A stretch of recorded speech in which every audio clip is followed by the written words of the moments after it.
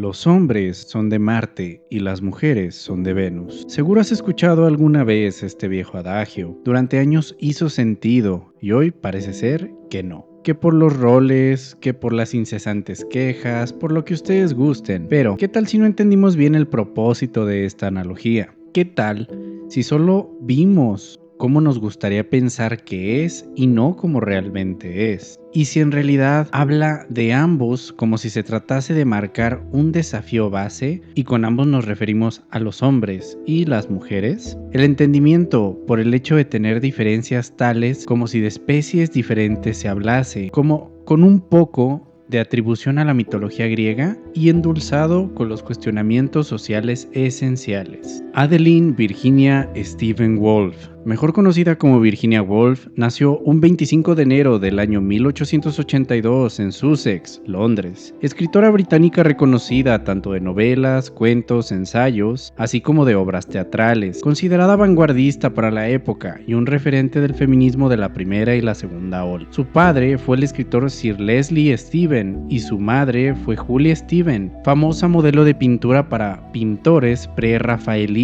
Perdió a su madre a la edad de 13 años el 5 de mayo de 1895, lo que le llevó a la primera de sus depresiones. Años más adelante, en el año 1905 para ser exacto, perdió a su padre, lo que le llevó a un colapso y a ser internada. En buena medida, parte de sus traumas fueron a causa de los abusos que ella y su hermana Vanessa sufrieron a manos de sus medios hermanos. Fue en el mismo año donde perdió a su padre que comenzó a escribir oficialmente en una columna de periodismo para el Times Literary Supplement. Su primera obra se publicó en el año 1915, titulada Fin de viaje. Como todo escritor, fue presa de las críticas, pues algunos la cuestionaron de que no generaba en sus textos la expectación requerida para la época. Otros críticos fueron más enfocados a cuestionar su antisemitismo. Lo irónico es que ella y su esposo se encontraban en la lista negra del dictador alemán de moda de aquel entonces. Virginia padeció el trastorno bipolar del estado de ánimo toda su vida. Tras la publicación de su última obra, tuvo que huir por la destrucción de su casa durante la Segunda Guerra Mundial, lo que le devolvió a su depresión antes mencionada. Fue un 28 de marzo del año 1941 que, tras ponerse su abrigo y cargarlo de piedras, procedió a dar fin a su vida en el río Ouse en aquel entonces.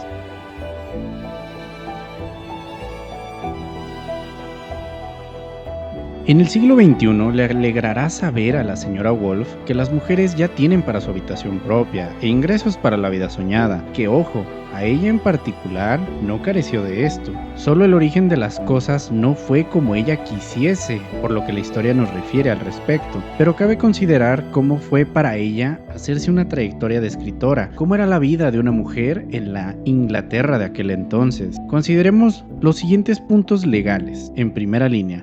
El número 1. La historia de Inglaterra hay que entender que es compleja, al igual que la de otros países. Va desde la libertad de contrato en el año 1770, que fue un placebo a grandes rasgos para la clase trabajadora en general, hasta las actas de trabajo de fábricas en el año 1803, donde se establecieron apenas condiciones laborales mínimas ante la precariedad existente. Número 2. En 1906 es cuando se dio la creación del Acta de Intercambio de Disputas. 2 años después, el Acta de Pensiones de dicho país y, en consecuencia, el Seguro Nacional en el año 1911. Esta última señalaba privilegios especiales para las mujeres en casos de maternidad, seguro de desempleo en general, que claro, no tenía una distinción de género. Como vemos, la regulación, la política, los derechos que se manejaban en aquel entonces no era particularmente bella ni bello para casi nadie, pero no es de sorprenderse, pues recordemos, Reino Unido era un país imperialista y si le parecía bien que ciertas personas fueran usadas a gusto y voluntad, no se puede esperar mucho respecto a su población en general, siendo francos. Ahora, consideremos los movimientos feministas de la época en los siguientes 5 puntos. Punto número 1. A partir de 1890, la era eduardiana, que es conocida de esa manera, en ella las mujeres ya contaban con mayor posibilidad de empleación. Esto, claro, basándonos en la oferta y la demanda, pues hablamos de un estado capitalista. Número 2. La feminidad de la época. decían las amas de casa era definida ya por la escritura de revistas o artículos. Si consideran, Virginia fue parte de esto ya hace más de 100 años. Ella moldeó la mente de algunas mujeres. Número 3. La incorporación de labores de cuello blanco de las mujeres se dio más en este punto. Las labores de fuerza o tensión física dejaron de ser la única alternativa existente y con ello la oportunidad laboral se comenzó a dar a las mujeres, por decirlo de una manera. Punto número 4. Las mujeres ante las guerras mundiales tomaron lugar en el proceso de fabricación de cosas tales como casquillos, soldadura, etc., pues los hombres fueron mandados al frente a luchar. Punto número 5. El derecho al voto femenino se dio en Reino Unido entre el año 1918 y 1928. Como ven, tomó una década. De regulaciones como esta derivaron el Acta de Pago Igualitario y de No Discriminación de Género, que tienen poco más de 50 años contemplando este punto. Como pueden ver, realmente mucho de lo que hoy parece ser proclama se puede encontrar en libros, leyes, textos de hace más de 100 años atrás. Hoy se da por sentado lo que ya se logró, que cabe decir fue en tiempos de guerra, de tensión en buena medida, lo que lleva a la pregunta, ¿qué les falta? Entiéndase pues que las leyes y los textos, pese a su intención o propósito, no gobiernan al animal que es el ser humano, le dan una guía, pero no todos se sienten forzados a seguirla, y hay cosas que por más que se quieran cambiar, no se lograrán con palabras, sino con acciones. Un ejemplo, en la antigua Roma, hace más de 1500 años, el derecho al voto estaba reservado a ciudadanos romanos. No era una condición inherente de las personas, pues, como sabemos, antes de los gobiernos a los que estamos acostumbrados existieron imperios, monarquías, etc. El que tu población, hablando de ti como jefe, eligiese, no era una alternativa viable en términos de tu comodidad. Entonces no es ninguna sorpresa que nada de eso existiese a como lo hace hoy. Ahora, en esos tiempos, en Roma, se tenían dos comisiones para esto, la comisión de centuriones y la comisión de tribunales, teniendo particular peso la primera. Pero esto, ¿por qué? Al ser de origen militar y al ser Roma un imperio que prácticamente se nutría de las guerras, quienes se jugaban la vida en los campos de batalla en buena medida, no se dejaba de lado al pueblo como tal en las elecciones, pero seamos francos, aquí el factor de riesgo tenía un peso para el ejercicio del voto, por ello hasta cierto punto no era tan cerrado, pues por ello existía la segunda comisión que mencionamos. Como pueden ver, son condiciones sociales inherentes a la especie y no al género, entonces cabe reflexionar al respecto y realmente sentarse a ver qué beneficios contamos hoy y qué obligaciones estamos dando en recuperación o en compensación, mejor dicho, a lo que ya nos otorga este siglo.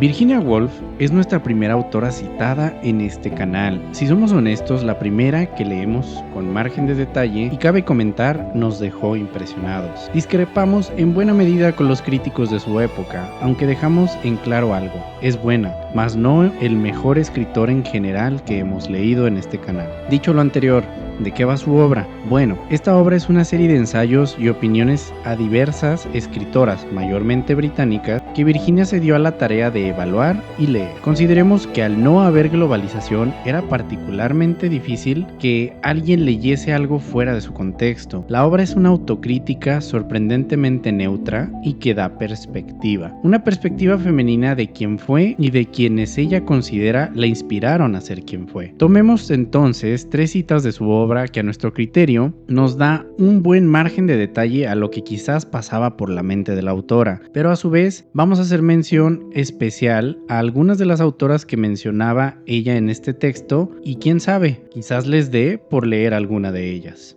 Capítulo número 1. Las mujeres y la narrativa. Lo cito. Una y otra vez lo encontramos en el trabajo del cada vez más reducido número de escritoras, en su elección de un tema, en la seguridad en sí misma poco natural, en su docilidad forzada. Además, la falta de sinceridad que deja ver de forma casi inconsciente. Adoptan una visión por deferencia a la autoridad. La visión se vuelve demasiado masculina o demasiado femenina. Pierde su perfecta integridad y, con ello, la cualidad más esencial como obra de arte. Quizás estemos algo perdidos, internautas, pero ¿qué ¿Qué no aquí la autora hace un llamado a ver la integridad que tienen las cosas, dejando de lado el género o cualquier otra consideración que merme el arte? Si ese es el caso, estamos en total de acuerdo con ella. Se premia la virtud, la innovación, el hecho y no las cantaletas y ademanes que tengan a la persona en conflicto. Ver las cosas por lo que son cultiva al espectador. Ver las cosas como no son empobrece su criterio. Capítulo número 6. Mujeres novelistas. Lo cito.